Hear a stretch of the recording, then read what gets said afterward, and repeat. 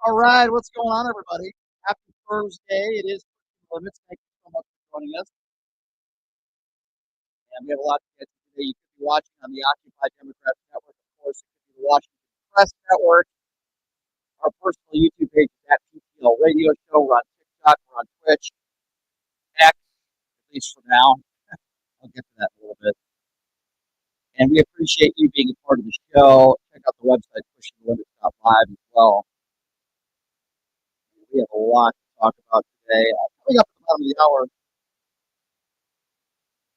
71 years old. She spent a couple months in jail as a January 6th rioter. Now she's been anti-Donald Trump ever since. How does she feel? Her name is Pam Hemphill.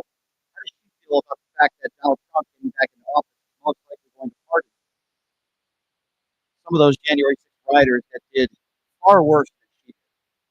We'll hear her coming up at the bottom of the hour. We're going to talk about DUI Venmo. Matt Gaetz here. A little bit more into him as the news broke when I was live on the air yesterday, so I didn't get a lot of time to talk about Matt Gaetz, so we will do that. But I do want to start with this.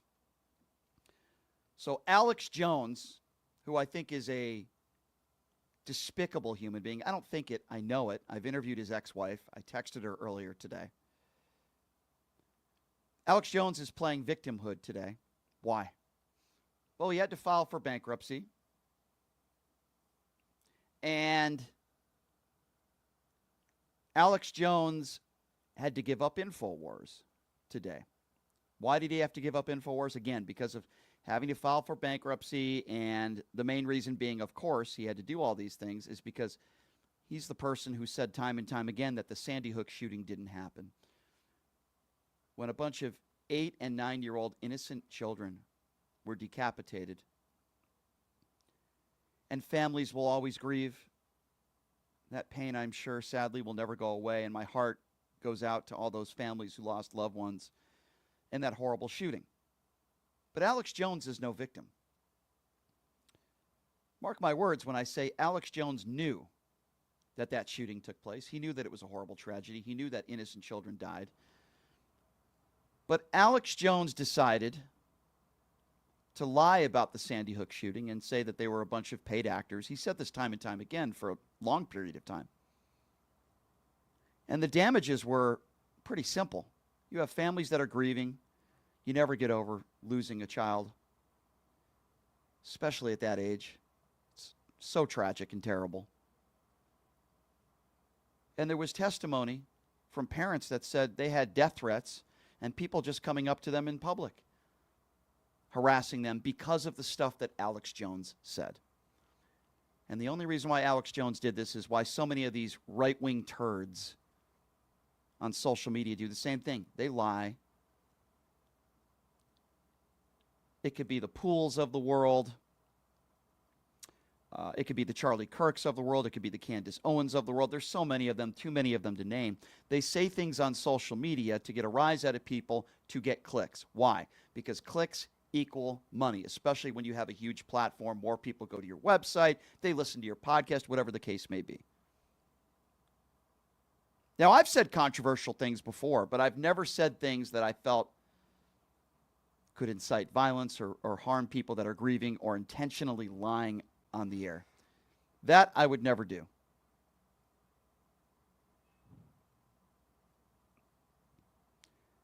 So Alex Jones, last day on Infowars, I guess was today or yesterday, and he put out this video today playing victim. And Alex Jones will be on the air somewhere. Alex Jones, I'm sure, will be just fine. Now, I wish he suffered. I wish he was behind bars. But he wants to talk about freedom of speech. He wants to talk about, I should be allowed to say whatever I want to. It's my First Amendment right. No, it's not. Your words have consequences. Now, you can go on a sidewalk somewhere and say what you want, but when you have a large platform and you say things that can incite violence or you say things that can harm people, your words have consequences. So I want to be very clear when I say this, and then we'll end the conversation here. I hope Alex Jones burns in hell. I believe there is a special place in hell for people like Alex Jones. And I would say it to his face if I had the opportunity. What he has put these families through is beyond reprehensible and disgusting. He is no victim, and I hope he suffers every day for the rest of his life. Hope I was clear on that. So if you've been following the breaking news that took place yesterday, DUI Venmo Matt Gaetz was picked by Donald Trump to be his attorney general. Now, whether that's actually going to happen or not, we can discuss it. But I think it's very important to note, what a coincidence, huh? That the House Ethics Committee was just 2 days out from voting on the release of very highly damaging materials in a report about the probe into Matt Gaetz. What do we believe was in that probe? Well, the committee had been probing allegations that Gaetz may have engaged in sexual misconduct and illicit drug use, accepted improper gifts, dispensed special privileges and favors to individuals with whom he had a personal relationship with, and sought to obstruct government investigations of his conduct. Chairman Michael Guest said the ethics probe into Gaetz would end if he resigned. Interesting. He just resigned days before this probe was going to be released. Why is that? Well, I'll tell you why, I think. Because this report, as I just mentioned, was going to be very damning. And how do we know this?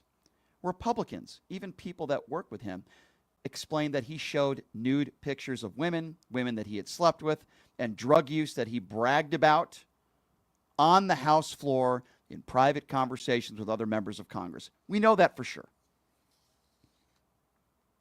Ladies and gentlemen, this could be your next attorney general. So Senator Mullen, who I literally have zero respect for, and this is just another example of it, but Mullen was somewhat truthful about Matt Gaetz a while back when they got into it. Have a listen to what he said about your possible next attorney general. After he was accused of sleeping with an underage girl. And there's a reason why no one in the conference came and defended him, because we had all seen the videos he was showing on the House floor that all of us had walked away of the girls that he had slept with. He'd brag about how he would crush ED medicine and chase it with an energy drink so he could go all night. This is obviously before you got married. There you have Senator Mullen talking about the possible next attorney general, and I believe Mullen was being honest about it, showing nude pictures of women on the House floor, bragging about the women he has sex with, bragging about the fact about he would take, energy drinks and a bunch of erectile dysfunction medications so that he can, quote, go all night. And this is the person that Donald Trump has chosen to be the next attorney general. Then all of a sudden, after Donald Trump makes the decision, Mullen does what so many far-right MAGA Republicans do: curl into a pretzel, defend Donald Trump when they all know this was a horrible pick. Listen to what Mullen said with Jake Tapper on CNN yesterday. Zord, are you going to vote for Matt Gaetz? Matt Gaetz and I, there's no question that we've had our differences. They've been very public about it. I completely trust President Trump's decision-making on this one. But at the same time, he's got to come to Congress and sell himself. There's a lot of, or to the Senate and sell himself. There's a lot of questions that are going to be out there. He's got to answer those questions. And hopefully he's able to answer the questions right. And if he can, then we'll go through the confirmation process. Listen to this coward clown. Quote, I trust Donald Trump's decision-making, when just months ago he talked about Matt Gaetz showing naked pictures of women that he had allegedly had sex with on the House floor, bragged about erectile dysfunction medication that he would take along with Red Bull, and did talk about drug use as well, according to other members. But yet, Mullen is able to now, ironically, push all that information to the side because Donald Trump was elected as president once again and says, I trust Donald Trump's decision-making. These MAGA Republicans have no backbone, and they are despicable. Meanwhile, there are a few that are speaking out on the right about this horrific decision, including Murkowski. Have a listen to what she had to say yesterday. I don't think it's a serious nomination for the Attorney General. We need to have a serious Attorney General, and I'm looking forward to the opportunity to consider somebody that is serious. This one was not on my bingo card. It doesn't sound like Ms. Murkowski is going to be voting for Matt Gaetz. Then we also have Senator Collins, who had this to say about the choice. I was shocked that he has been nominated. If the nomination proceeds, I'm sure that there will be an extensive background check by the FBI and public hearings and a lot of questions asked.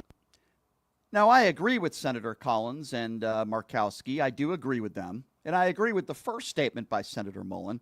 But I don't put anything past these Republicans. They'll say something one day, and then if they feel like they're being threatened by Donald Trump or they could lose power, you name it, all of a sudden they change their mind. Or, like Donald Trump's vice presidential nominee, who will now be the vice president of the United States, who once said about the incoming president, he is the next American Adolf Hitler. But then all of a sudden, when they can remain in power or maybe get a high, powerful position like vice president, they all of a sudden switch their mind and Donald Trump can do no wrong, because many of these Republicans, again, have no backbone, and they are all cowards, quite frankly.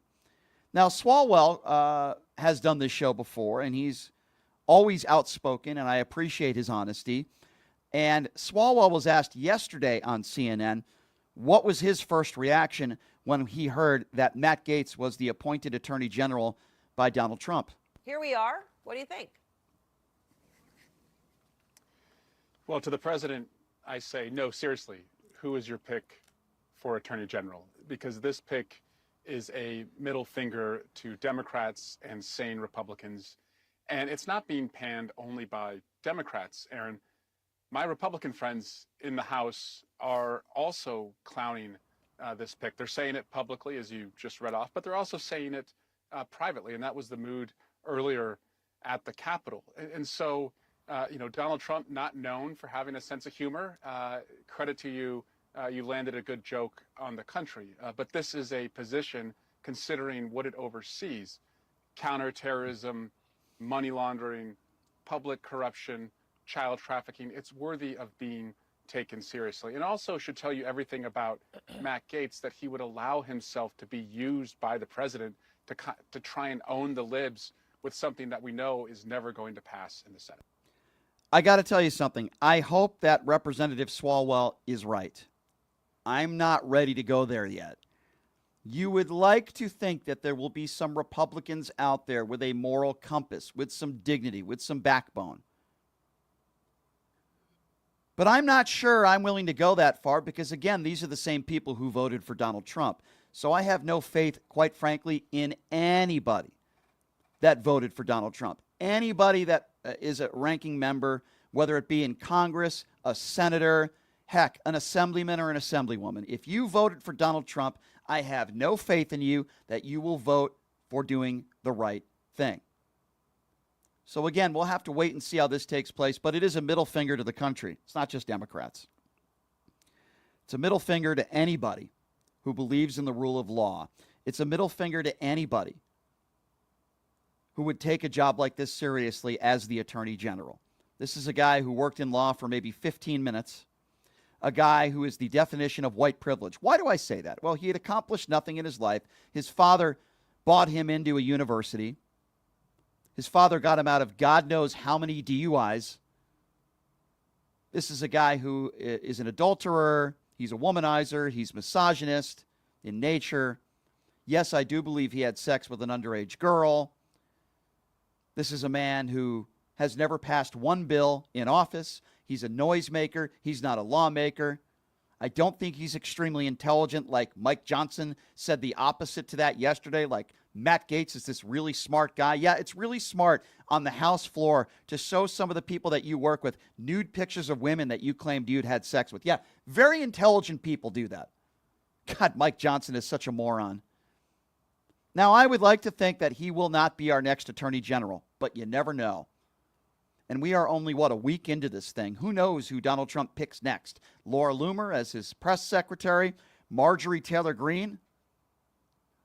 Who's next? Roger Stone? So while all this stuff is going on, and it's amazing to me that Matt Gaetz would be even considered for a job like this. It's comedy. I've been talking to you a lot about Pete Hegseth and the position that Donald Trump appointed him.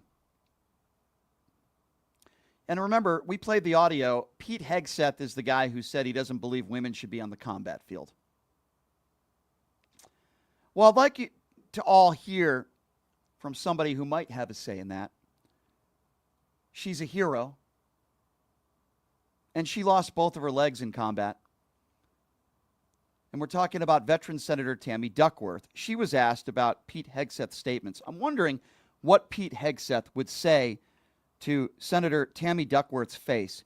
Tammy Duckworth lost both of her legs because she fought for this country and risked her life. Pete Hegseth would say women like Tammy Duckworth should have never been on the battlefield because she's a woman. Pete Hegseth would say, don't overuse your government health care. So here's what Tammy Duckworth, the hero herself, has to say about Pete Hegseth. There are millions of women who have served in the U.S. military, as you know, as someone who has not only served, but you're also someone whose helicopter was hit by an RPG. You lost your legs and partial use of your right arm because of it. What did go through your mind as a woman who has served when you heard him saying that women should not be in combat roles?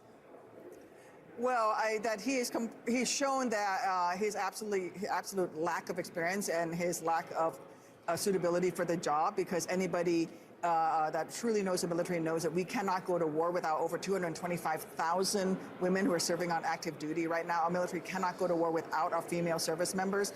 This is not the Revolutionary War where there's some sort of a line in the sand and, combat is on one side and the rest of us can stay behind this line, and that's not combat. I would ask him, where do you think I lost my legs? In a bar fight? I'm pretty sure I was in combat when that happened. It just shows how out of touch he is with the nature of modern warfare. If he thinks that we can keep women behind some sort of imaginary line, which is not the way warfare is today.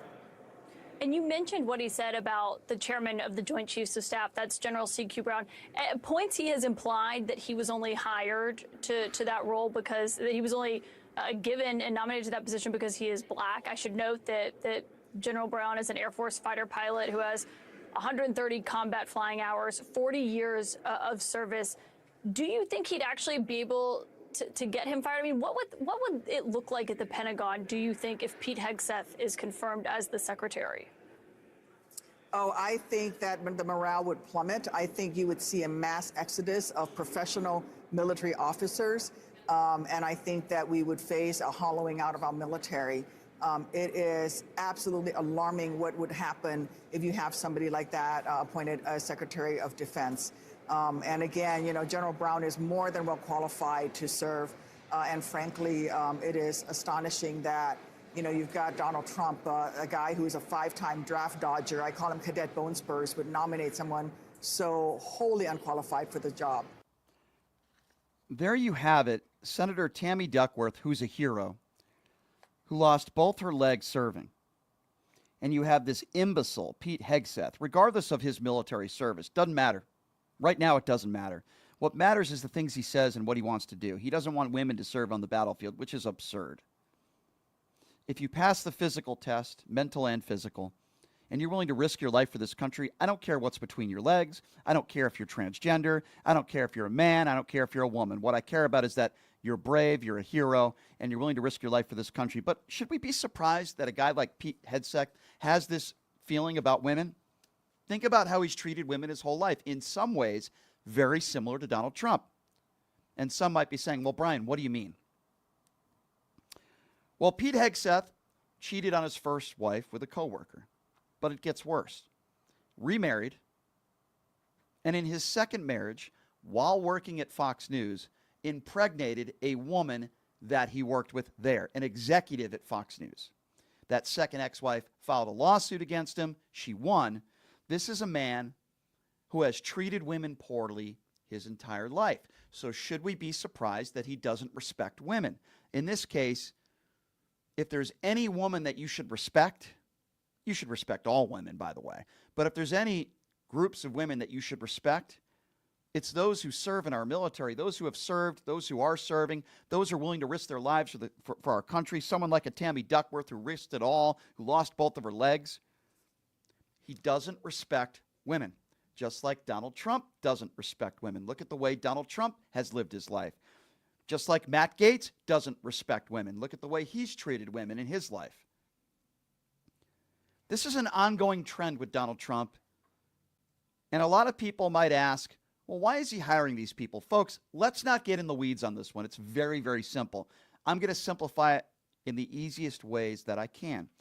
Donald Trump has hired people that he knows will be loyal to him, will be yes men and yes women to him, and will do everything and anything that Donald Trump asks them to do. I believe that the Matt Gaetz hire was a favor to Matt Gaetz for his loyalty. Well, we don't want this report to come out, but you're going to have to be my lapdog, for lack of a better term. Pete Hegseth has been wearing the Donald Trump knee pads. He couldn't even get a Monday through Friday show on Fox News, but somehow he's appointed to this very powerful position. He was the weekend anchor for the show on Fox News on the weekends, not even good enough to get a show during the week. And now all of a sudden he gets this powerful position in the Pentagon. Are you kidding me? Donald Trump wants yes men and yes women around him. Tulsi Gabbard, who I believe is a Russian spy, quite frankly, with the Russian propaganda that she has said countless times on social media and in interviews. She's not a very intelligent person. Again, I respect her service, but Tulsi Gabbard is a very unintelligent person, not very bright. Marco Rubio is not going to last.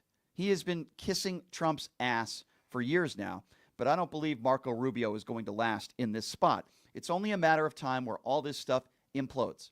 It's only a matter of time. This will not end well for the country. Mark my words.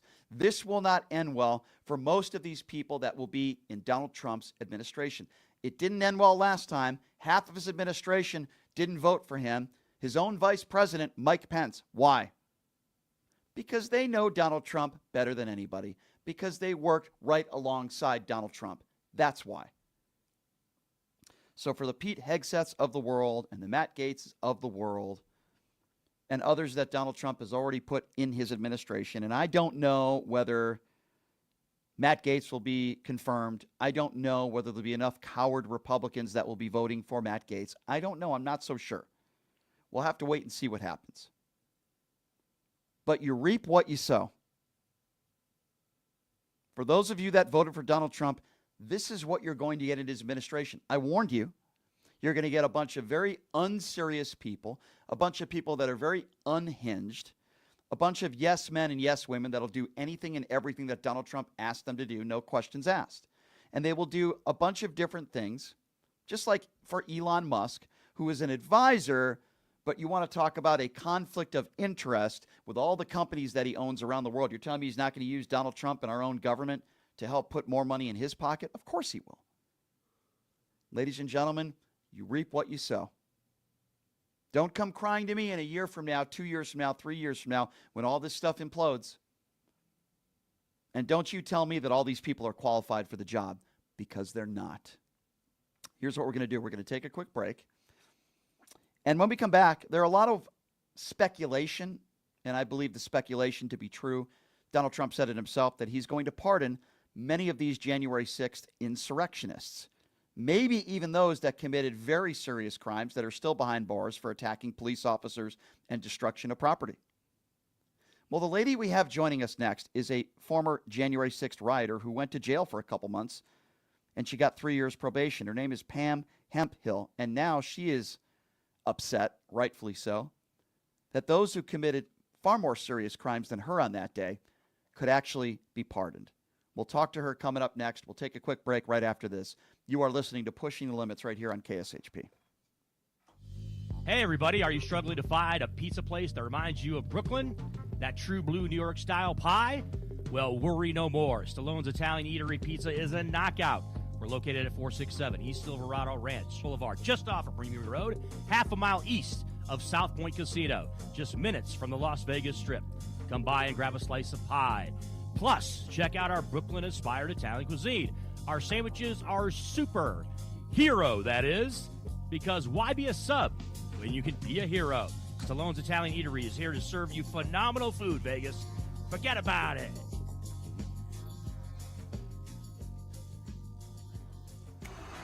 Who would have thought there'd be so many kids playing ice hockey in the desert? Jake Helps Hockey Foundation and the Las Vegas Ice Warriors, founded by Gina Yusufzai 8 years ago, made it possible for families who can't afford the equipment and fees. Donate today at www.hockeyforkids.org and help us continue making a difference. Join us in supporting Jake Helps Hockey Foundation and the Las Vegas Ice Warriors, where every kid gets a shot at the starting line. Just a reminder, our website is www.hockeyforkids.org. Have you ever dreamed of having your own radio show or a podcast, but just didn't think it was possible? Well, dreams can come true. Radio U. Radio U is a 5-day course that'll teach you how to acquire your dream show. We'll teach you how to host, how to write commercial, how to interview, how to market, how to write a contract, and most importantly, how to monetize your dream radio show. You'll learn from some of the best in the business with over 75 years in broadcast experience. You'll learn from people like me. And the best part? Every single student will be live on the radio as part of the class. Plus, one student from each class will get their very own radio show. You'll be live on the air right here in Las Vegas. Radio U. The 5-day course is being offered at $699. For more information, give Radio U a call. 702-763-5024. That's 702-763-5024. Or check them out at RadioYOU101.com. Rebel Nation, get ready. The 2024-25 UNLV Rebels football season is here. KSHP is your home for running Rebel football tickets. Take note of this exciting lineup. Saturday, September 7th, versus Utah Tech, Las Vegas Heroes Day, and the 1974 team 50th anniversary. Saturday, September 28th, versus Fresno State, Hispanic Heritage Day, and the 1994 team 30th anniversary. Friday, October 4th, versus Syracuse, Breast Cancer Awareness Night. Friday, October 25th, versus Boise State, Nevada Day, and Homecoming celebrations. Saturday, November 16th, versus San Diego State, Military and First Responder Appreciation Night. Saturday, November 30th, versus Nevada Reno for the 50th Battle for the Fremont Cannon. Join us at Allegiant Stadium for an unforgettable season of hard-hitting action and electrifying moments. To get tickets, call 702-221-1200. That's 702-221-1200. Go Rebels!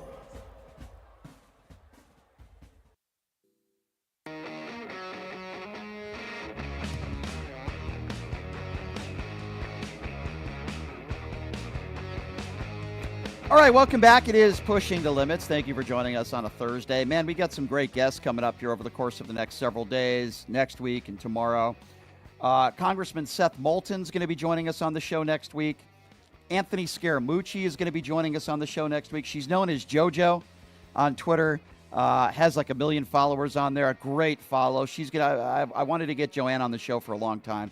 JoJo's going to be joining us on the show as well as Ron Filipowski from Midas Touch, who's going to be joining us on the show again tomorrow. So really looking forward to that. Some great guests lined up for you. I want to remind all of you, please check out the official gaming bar of the Pushing Limits radio show, Jackson's Bar and Grill. They're located at Flamingo and Jones. I had a chance to meet some listeners out there actually last week.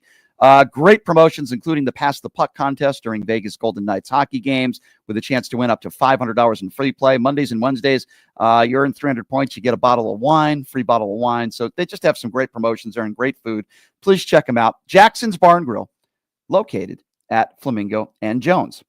So there are some people that at one point were brainwashed, for lack of a better term. They bought into the lies of Donald Trump.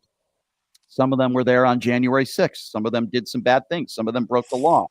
And the lady on the show right now, she did just that. She's always been very regretful for it. Her name is Pam Hemphill. She was a January 6th rioter. She's in her early 70s. She received a 2-month jail sentence and 3 years probation, but she is on the right side of history now. But like so many other Americans in this country, she's concerned, as I am, for the future. Pam, I do appreciate you taking the time to join us. How are you? Oh, fine. Thank you so much for having me on, Brian. Yes, I appreciate it. So I guess I have to ask you this to start. What went through your mind, and what was your first reaction when you learned that Donald Trump was reelected? Well, uh, it was a whole mix of emotions. Very saddened, but not surprised, because I turned to my boyfriend. I said, "I think he's going to get elected." He said, "Oh, don't be saying that." I said, "No, there's too much going on behind the scenes that we're not aware of, and you can't get through these maggots. There's something going on." I really wasn't surprised. Yeah, I was a little bit surprised, for sure that he won the popular vote. Maybe not as surprised that he won the presidency, but I'm with you on that. I want to ask you this, because when you hear that Matt Gaetz could be our next attorney general, like myself, you've been very outspoken since your prison sentence on Donald Trump, and I appreciate your honesty for that. Are you worried that people like you may be sought after, that people like you, they might go after people like you when you have Donald Trump back in office and you would have somebody possibly like a Matt Gaetz, the attorney general? Does that worry you? Oh, yeah, it does. I watched his fake committees in the Congress with all the J6ers there telling all their propaganda lies. And I thought, this is insane. Why don't they have me there? Because I have a letter to Congress. But they didn't want to talk to me. Of course not. But yeah, whatever Trump said, you need to believe him. He's going to release all the J6 defendants, starting with the Proud Boys. I want to ask you about that. That was my next question. And in regards to the Proud Boys, you recall he said, "Stand back and stand by" in a presidential debate, which was beyond despicable. But here you are. You did your time. You didn't attack any police officers. You didn't physically harm anybody. And my understanding is there was no destruction of property. You didn't do any of that either, right? No. You just went in the Capitol where you shouldn't have been, but you didn't physically harm anybody. We're talking about the very serious criminals, some of them that are still in jail, that beat police officers with their own batons, sprayed them with pepper spray, bear spray, destruction of property, a whole list of far more serious crimes than anything that you did. And now we are learning, most likely, it's not out of the realm of possibility, I would say most likely, these people are going to be pardoned. How does that make you feel? Well, I don't want to be pardoned. I don't think anyone that broke the law that day. I don't care. Myself, I got shoved inside, but I shouldn't have been there that day. I don't think there's an exempt for one J6er should be pardoned. It would set a precedence that day was okay, and it was not okay. But that would be the worst thing that can happen. I mean, everybody says, well, I could see the people with misdemeanors like myself being pardoned, but not the violent ones. No, Trump, he needs to use them for his war soldiers that he's going to send out there and use them as pawns, just like he did on January 6th. Nothing's going to change. They're going to feel bad later that they've been used. But, like an addict, they got to hit a bottom to see the facts about Trump before. Nobody's going to be able to tell them nothing. Going back to January 6th, which you've talked about quite frequently, there are people that are going to be in Donald Trump's administration, people that are going to be advisors, people like Vivek Ramaswamy and others that still to this day believe that January 6th was, quote, an inside job. I'm wondering, I want to get your reaction to that, because based on the evidence, there's no evidence to support the fact that this was an inside job. You were there. It was your decision, right? And others were there. It was their decision. What would you say to a Vivek Ramaswamy and others on the far right that claim that January 6th was an inside job? Yeah, it was an inside job by them, by Trump, setting it all up with the Proud Boys, the Oath Keepers, certain groups. It was set up by them, not the opposite what they're saying. They set it up. And Jack Smith has all the receipts to prove it, but look what's happening with that. But it's the opposite. And of course, that's what they've been doing, is gaslighting us and lying about everything that happened on January 6th. And people say, it's a peaceful protest. I said, don't be telling me that. I was there. I was there when they were pushing the barriers. I saw it with my own eyes. And no, the plan was Trump's plan. Sorry, you guys, you're lying, and we know the facts.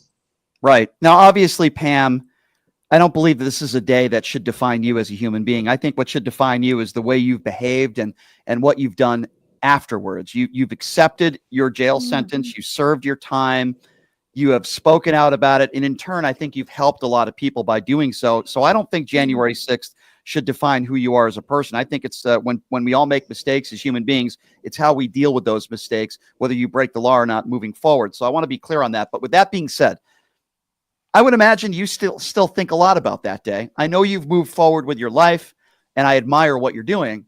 But when you do think about that day, which I would imagine you probably do a lot, what goes through your mind today, years later, about that day and what took place? Well, you think you're smarter than you were, that you would have caught this as being a cult. You upset at yourself for not fact checking. You have a lot of guilt. I did. Realizing that I had been fooled and trusting everybody around me. Because when I found out that the gentleman that had his eyeball taken out, they said they did, Gateway Pundit, and realized he lied, his eye had never been taken out. That was it. I said, this is it. I'm done with these people. It's okay to stand up for our rights or whatever we're standing up for, but not lying. And they were bringing in my J6 space those that had harmed officers. And I thought, this isn't what we're about. We're not about this. Right. I know we talked a little bit about this off the air. Some of the threats you've received and people coming after you, threatening you, whether it be on social media or otherwise. Can you explain to my listeners what you've had to go through because you've spoken out against Donald Trump? Because in my opinion, you're on the right side of history and you've shown dignity and honesty. Can you explain what you've had to go through since you've spoken to the media? Oh, it's been very difficult. Yeah, the last one I just got doxxed, and a close friend of mine revealed everything about this person out there. And so he's very frightened right now because his family's involved. And it's, but I don't like bullies. So that just makes me more angry, and I'll speak out even more. The more you come after me, the more I'll push back on you. That's why I've got this t-shirt, resist, period, push back. Right. It's been hard. I have days where I'm wondering, what am I doing? I need to just forget about all this. I did my part. I tried the hardest I could to warn people about Trump being a cult leader. They don't want to hear me. They want to talk to me. Thank you for bringing me on. I appreciate it. Of course. Then there's something in me that I can't stop right now. It's my amends for ever being there that day. And I still have a promise to the Capitol Police that I will write a book and make sure all the proceeds go to them. So I'm working on that. And it's not over yet until I can hug those Capitol Police officers and tell them, I'm so sorry I was ever there that day. You are the heroes. That's very admirable, because we live in a time and place where people write books. So many people write books for the wrong reasons. I think that is so admirable of you, and I will certainly buy your book when it comes out, and I'm interested in reading it. Here we are now, right? 2024, about to be 2025. Did you ever think that we would be in the place we're in as a country today, where Donald Trump would win the popular vote, and there would be people like Matt Gaetz appointed as Attorney General? At least let's hope that doesn't get confirmed, but that Donald Trump would choose these kinds of people, whether it be a Pete Hegseth and others and Kristi Noem, that would be working in an administration. Did you ever think that we would get to this point if I told you this in 2020? Well, like he said, he wants revenge. So who else would he be picking except for those that will go along with that and want their own revenge too? Everybody's picking as a criminal of some background, so it doesn't surprise me what he's doing, but some of them is a setup to make them look bad, like Rubio. He doesn't like Hispanic people at all. He's a racist. And I think that's a setup just to fire him later down the road. You can't trust a narcissist. They do the love bombing, even put out something nice to the Democrats. I said, don't trust that. Believe me, don't trust anything with Trump right now. Yeah. You don't know what he's up to. You think it's one thing and it turns out to be another. They cannot be trusted. They switch on you in a dime. Right. It's going to get worse. Sadly, I agree with you. So you talked to me a little bit about what went through your mind when Donald Trump was reelected. I think we probably both had a very similar reaction, but I have to ask you this question. What is going to go through your mind when some of these January 6th insurrectionists that did far more damage than you on that day, who beat police officers, and destruction of property, stole things, what is going to go through your mind when some of these people, maybe even all of them, are pardoned? What is going to go through your mind on that day?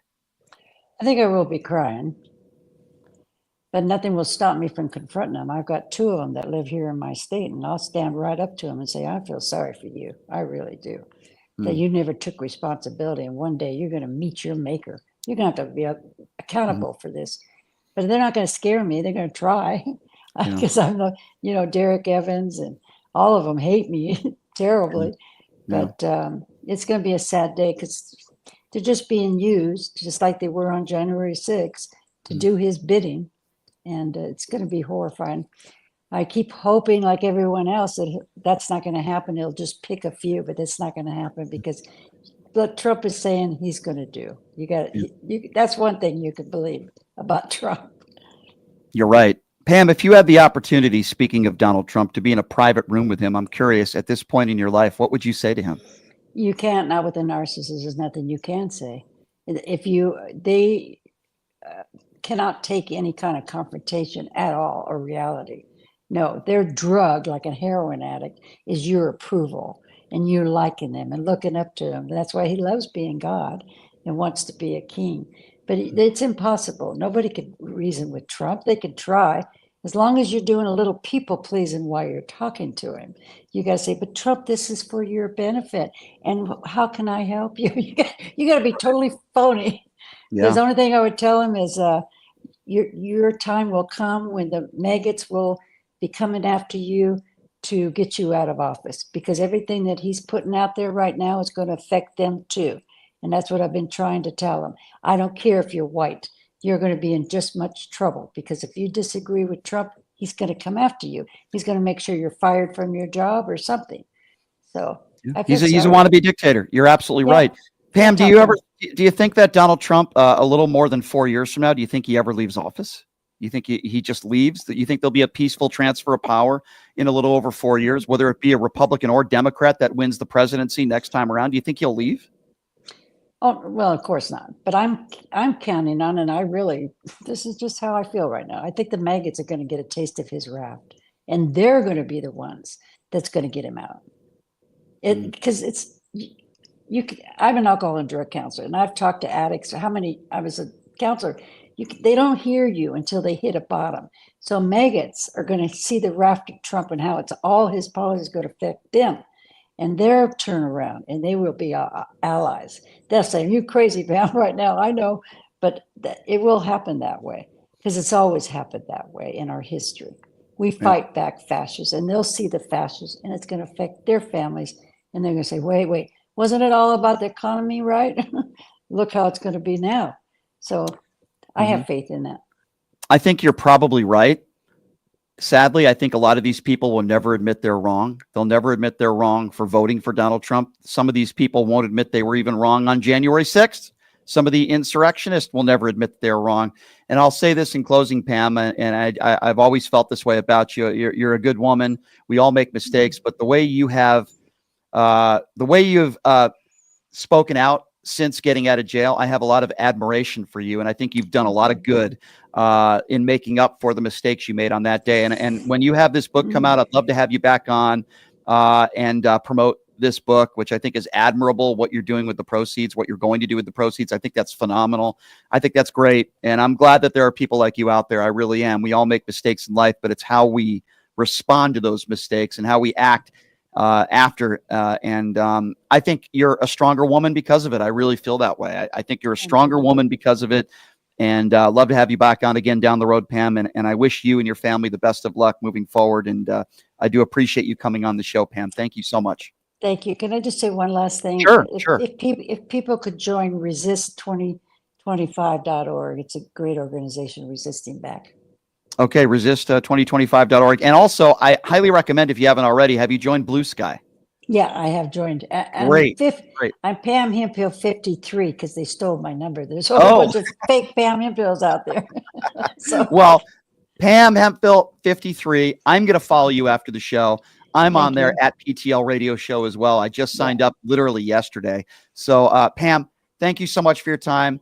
Thank you. Really appreciate you coming on, and we'll talk down the road. Okay, thank you so much. Okay, we won't give up.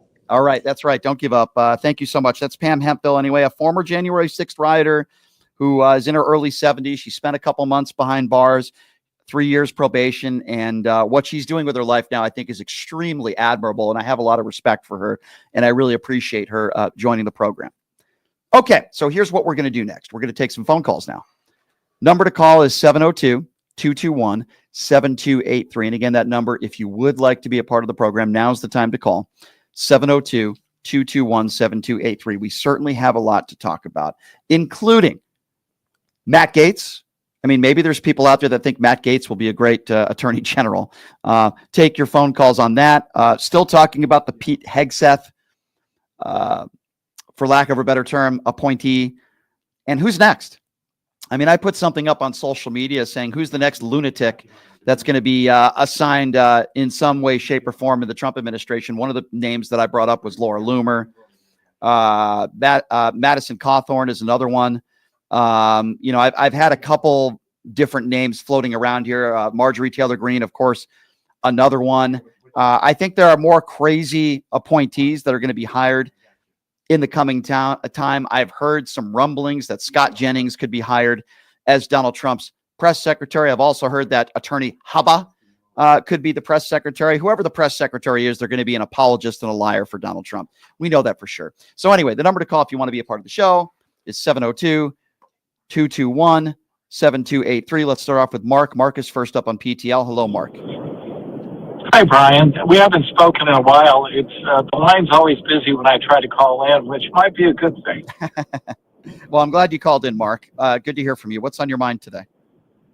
Well, I wanted to mention, because I haven't heard this anyplace, but if even a partial expulsion of immigrants happens, it's really going to drive the economy down and more likely drive us into recession. So these people don't understand the results of any such kind of action. When I look around, I see all of these workers who've come in from other countries. They're not only doing landscaping, they're doing the roofs, they're electricians, they're plumbers, they are people picking the fruits and vegetables that the white supremacists don't think about, and on and on. So trying to get rid of these people is just a really stupid idea. So let me ask you a question. I agree with you. Let me ask you this. Do you think they mean it when they say they want to deport 20 million or more people in this country that are undocumented? Or do you think it's just a scare tactic and they're going to focus on the serious criminals and they're not going to separate families? What do you think they actually want to do? And then what do you think they're actually going to do? They definitely want to send as many of these people that they don't like back to other countries, especially if they're the wrong skin color. Right. They don't care about separating families. They don't care about any of those kinds of things. And they'll try to do as much as they can that way. We need to, Hillary Clinton said it right. When they tell you what they're going to do, believe them. Mm-hmm. We need to get over this whole, well, do they really mean it? And he's just talking. When Mary Trump, his niece, said that he had a copy of Mein Kampf next to his bedside when he was growing up, and he was raised by a Nazi nanny. So come on, let's get over this. This is what we're dealing with. You're right, Mark, you're right. Well said. And we have to take what Donald Trump says seriously. We have to take what his advisors say seriously. We have to take what his appointees and his administration takes. We have to take what they say seriously as well. I agree with you, Mark. And there's a lot of good people in this country, probably millions of people in this country that are undocumented, but pay their taxes. They work hard. They have families, some children that were born here. And I want there to be a pathway to citizenship for these people. And there has to be a penalty. I understand that. But we can't be separating families. We can't be deporting 20 million people. Get rid of violent criminals. I'm all for that. Get rid of people that when they come into this country illegally and they commit a serious crime, we don't want them here. They need to be deported. I'm totally okay with that. But at the same time, this is what we're going to be hearing from the Trump administration. It's going to be make America white again. Every time I hear make America great again, that's what I hear. Make America white again. 702-221-7283 is the number to call. Let's go to Jose. Jose is next. Hello, Jose. Hey, what's up, Mr. Shapiro? How you doing, man? Good, Jose. Thanks for calling in. What's on your mind? Hey, I have two questions, man. Okay. First one is, what is wrong with America, man? Like voting with a sex offender, a child molester, a 34-count felon, and a guy that's talking on the damn microphone. And then the other question is, man, what do you think about this? They got, Roberto Clemente, the baseball player? Yes. Well, his son, man, he endorsed Donald Trump, man. He did. He's a fool. His father, yeah. His father was a big supporter of Martin Luther King, man. Right. You know how his father, Jose, his father is spinning in his grave. You asked me the question, what is wrong with this country? I'm going to give you the most basic answer I can, Jose, and I really do appreciate your call. It's a good question. And it pains me to say this because I love living in this country. I love the United States. So many things in this country that we have that so many other countries throughout the world do not. I cannot believe how many stupid people live in this country. And some of you might be saying, Brian, you can't call everybody stupid that voted for Donald Trump. Well, some people are extremely misguided. Some people are extremely ill-informed. Then we have some people that are bigoted in nature, uneducated, and then we just have stupid people that are brainwashed. And history is going to show that Donald Trump was a horrible person to put back in office. And if I'm sitting here 4 years from now and everything is great and dandy and the economy is doing better than it is today and the unemployment numbers are lower than it is today and all the wars are over, we have peace throughout the world, then I'll be the first one to sit here and say, man, was I wrong? I can guarantee you that will not happen. 702-221-7283. Let's go to Alex. Alex is next up on PTL. Hi, Alex. Hey, Brian. How you doing today? Hey, good, man. What's on your mind? Yeah, so it's my second time calling in. So I want to weigh in on the new Secretary of Defense, and I say that in quotations. Yeah, you're talking. One of the biggest things. Pete Hegseth. Yep, go right ahead. Yep. My biggest problem with him is, now, I didn't want to say this before, but I served 20 years in the Army. My wife served for 6 years in the Army. And when I heard him say, women don't deserve to be in combat, I'm going to weigh in on a little history here. Okay. There's a woman by the name of Sergeant Leanne Hester. Have you heard of her? I have. Yes. Yes. She saved her unit's life in Afghanistan, if I'm not mistaken. She's a hero. Her unit credits her with saving their lives. Pete Hegseth has probably never done anything remotely close to that. So when people say, oh, he's a war hero, he's got 2 Bronze Stars. Listen, credit where credit is due, but the thing is, officers, when they're downrange, getting a Bronze Star is like a participation trophy. Like, you would have to really upset your chain of command in order to not get a Bronze Star as an officer. Right. Pretty much everybody, Sergeant First Class and above, gets a Bronze Star. Alex, you're right. So, Alex, I want to ask you, and by the way, thank you for you and your wife, right, who served this country. You both are heroes, and thank you for your service. I want to ask you this, and I'm not, and I know it's hard to speak for everybody else that served, but I just don't understand, Alex. I don't understand how people that are serving or served this country could vote in a man who dodged the military 5 times, to vote for a man who said he doesn't respect someone who served because they were a POW, to vote for a man who calls people like you and your wife suckers and losers. Like, I don't understand the mentality in people's brains that are saying that at one point in their life said, I'm going to risk my life for this country, and then they want Donald Trump to be the commander-in-chief. I don't understand it, Alex. Well, there's 2 reasons for that. One, it's because people don't believe that actually happened. They think that's fake news. And 2, on a lot of military installations, you're going to see a lot of Fox News on every station on military bases. I wish I was kidding, but you will always see, 9 times out of 10, you will see Fox News played on full blast. Wow. And that's interesting. I never knew that. That's interesting. Oh, yeah. Every military base I went to, they always had Fox News. Sometimes you might see CNN, but usually it's Fox News, because they say we are the news station for the military. But before I go, Brian, I sent you an email a while back countering a guy that was basically calling Tim Walz stolen valor and stuff.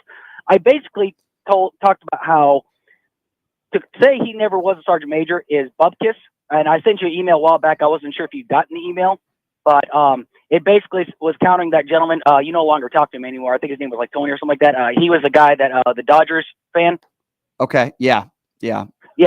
I sent you an email a while back, so if you ever get a chance to go through it, just let me know in an email what you think. Yeah, I apologize. I basically get a lot of emails, and sometimes I misplace some of them, and it's been a little crazy around here. But who you are referring to? You're referring to a guy who used to be Donald Trump's official artist back in the 2016 administration. And the reason why I'm not talking to him anymore, and the reason why I'm not inviting him back on, is not because of his beliefs. Now, do I think he's an absolute buffoon? Yes, I do. Do I think he's not very intelligent? He's not very intelligent, but that's okay. The reason why I'm not talking to him anymore is for no reason. He decided to go on my social media page and decided to swear and throw vulgarities at some of my listeners. Now, it's okay to disagree with some of the listeners, but I'm not going to put up with that nonsense. And I went right back at him because he's an idiot. And I said, okay, you're done. There's nobody else that's asking him to go on any of their shows. So, and I'm going to be added to that list. Alex, thank you so much for what you've done in your life and your wife. You sound like wonderful people. I really appreciate you, and feel free to email me back. And I apologize if I wasn't able to get back to you, but I really appreciate. No need to apologize. I really appreciate you. Take care now. Thank you, Alex. Okay, bye-bye. 702-221-7283. Let's go to Spice. Spice is next up on PTL. Hello, Spice. Hi. Hey, Brian. Nice to actually talk to you. Thanks. I've got a couple of things I want to touch on. Sure. The last gentleman about the military, I do have a brother-in-law who wishes he had been at the insurrection on January 6th. And ever since he's told me that, I have not spoken a word to him. Wow. Yeah. This has been probably 4 years now. So he was at the January 6th insurrection, or he said he wished he was there? Is that what you said? He wished. He wished he could have went. Wow. Why does he say that? What is his reasoning? Because he thought that the election was stolen and that our country was stolen. And I'm sorry, what is your relation? What is your relation to this gentleman? He's my brother-in-law. He's your brother-in-law. Oh my goodness. So when was the last time you spoke to him? Probably 6 months after he said that, which was 6 months after the insurrection. Oh my goodness gracious. Well, he sounds like a very ill-informed individual. You know, it's interesting, Spice, right? Because we talk about the days of Bill Clinton or George W. Bush, heck, even Barack Obama. I didn't hear any stories when I was on the air about family members not talking to other family members or friends or marriages, you name it. We disagreed on a lot of things, but I never heard that it got this far where it's so sad that you're not even talking to your brother-in-law. I mean, I get these stories on the air every day. Why do you think that is? Well, because he's kind of, because he was a military man, and I don't understand it. Yeah. Like, I have uncles that were in the military, lifelong military men. Yeah. And of course they died, but when I told him, when we were having this discussion, I go, I can't believe you want to go fight for somebody that just called you a sucker and a loser. And he had no, laughed at in your face. He didn't want disabled veterans anywhere near him because it made him look bad. Right. Well, even worse, But, you want to fight for somebody that's a draft dodger. You want to fight for somebody that's only fought for himself his entire life. Like, I don't understand that mentality. And why did he want to be there on January 6th? Because he thinks probably that the election was stolen, which makes you at this point a complete imbecile. I won't even have a conversation with somebody like that. If you think Donald Trump won the 2020 election, you're an imbecile. Why? Because there's no evidence. And that's after we pointed out everything that went down. I mean, I've really never been into politics, but when Trump came in, because Trump's been in the books and everything, and his track record with business and everything like that. And they thought, oh, he's a businessman. He can save the world. Yeah. Yeah, right. Right. But the other thing I want to touch on is the immigration. Mm-hmm. Okay, we are all from immigrants, except our native brothers, the people that were here first. And if white man and everybody else who came over here as an immigrant don't get that through their head, I don't understand that one either. Yeah. I mean, they tried to annihilate the Native Americans. No They were question. native. No question. But this country was founded on immigrants. The problem, Spice, is that when Donald Trump says "Make America Great Again," he means "Make America White Again." There's no question about that. And Spice, I'm really sorry that you're not able to speak to your brother-in-law anymore. I'll be honest with you. He sounds like an idiot, and he sounds like somebody I wouldn't want to speak with either. He doesn't sound like a very intelligent person. And it's so interesting because I'm going to tell you guys a little story here. So I went on the air last week on Wednesday, and I was asking questions. I said, wow, why did Kamala Harris get 17 million less votes? And Donald Trump got close to the amount of votes he got 4 years ago, right? It was pretty close, give or take.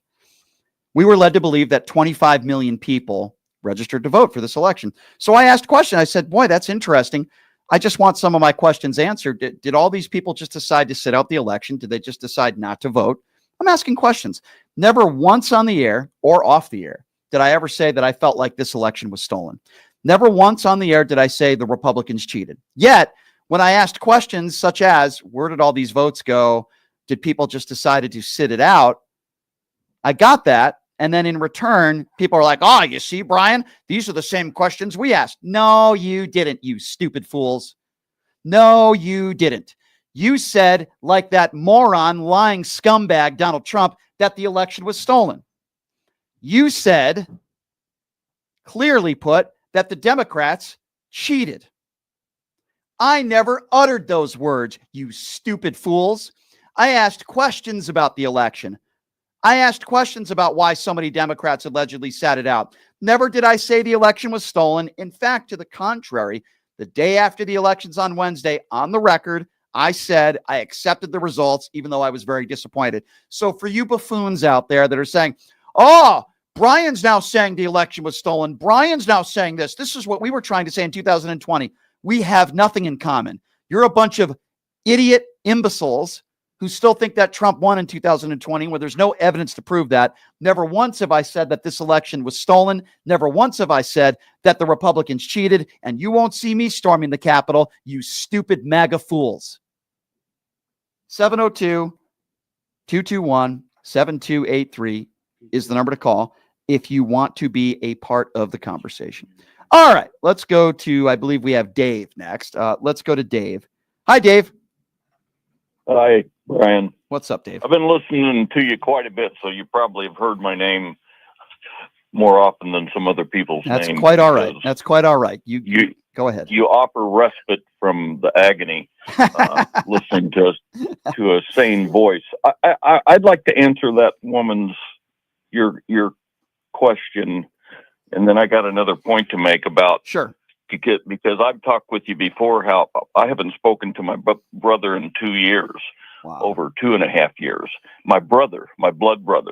Mm-hmm. And it goes deep because you'll find that in those relationships, there was something else there too. There was something that you didn't know about that person until Trump came along. That's a really good point. So can I ask you about that, David? I'm sorry to interrupt you, but I don't want to forget. And then I want you to finish.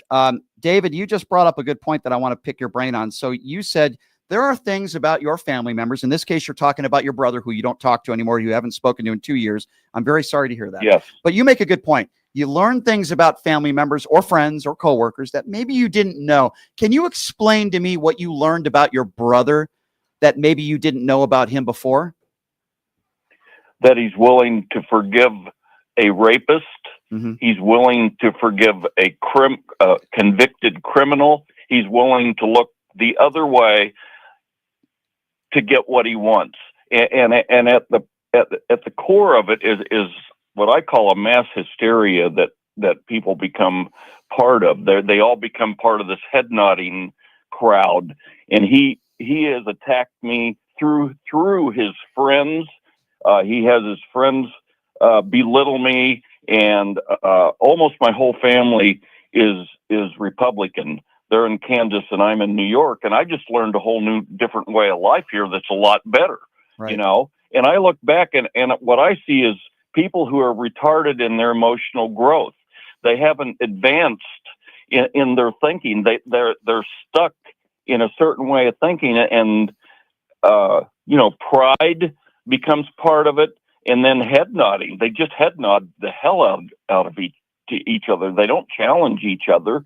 And it just makes me literally sick to my stomach to witness it. Do you think and that they just don't get it? They don't understand it. David, do you think you'll ever talk to your brother again? At my dad's funeral, I will. My dad's 107.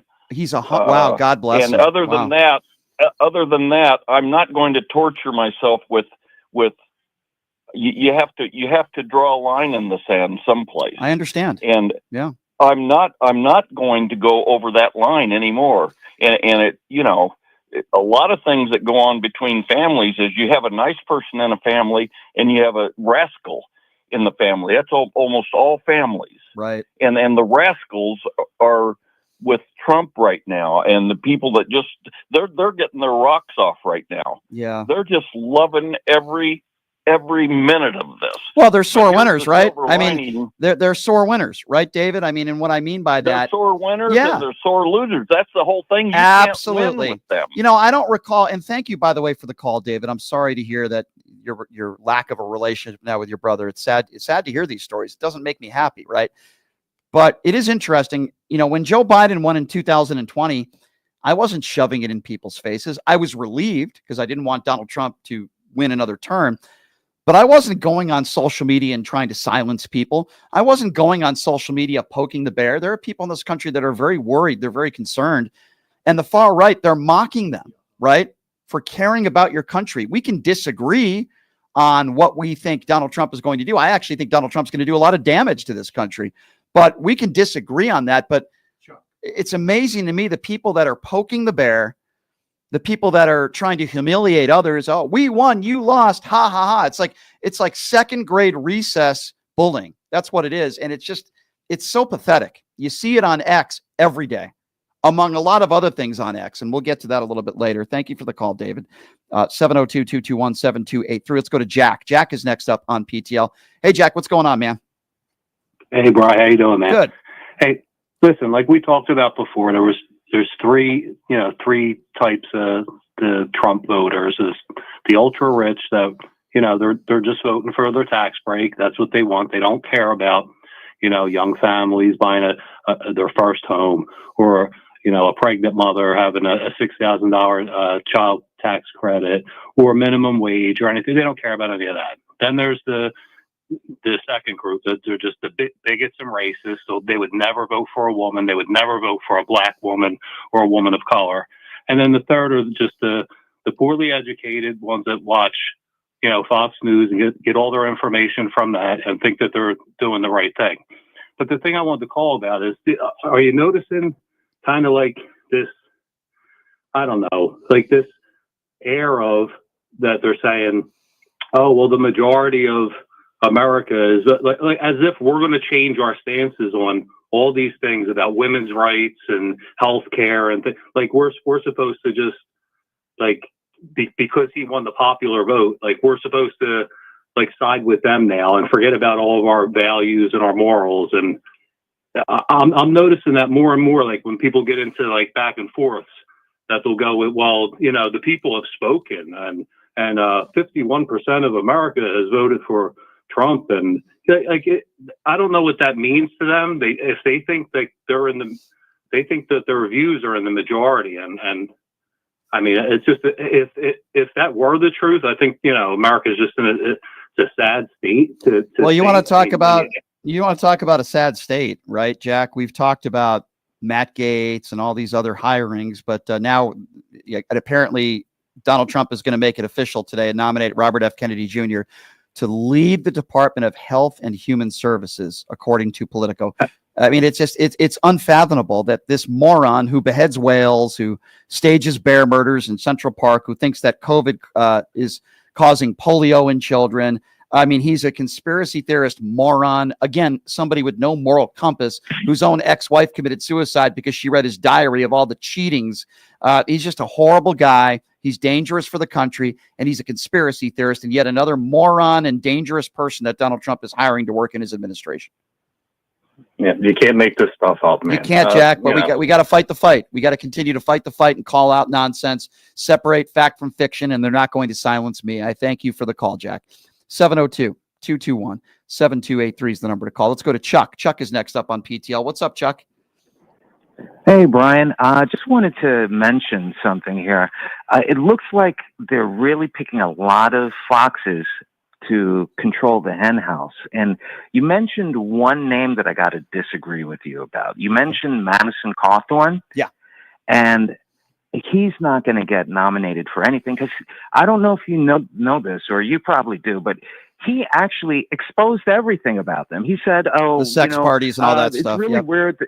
He called it sexual get-together. Yeah. So And here's, I hear what you're saying, but here's the thing. Okay. You might be right. I just said that's a possibility because I think if a lot of people were asked, and maybe if I asked you a week ago, do you think he'll pick Matt Gaetz for the attorney general? You probably would have said no. I probably would have said no.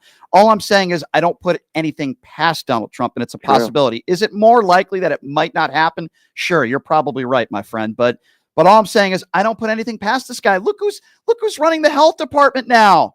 The conspiracy theorist nut cuckoo job. It's a pattern.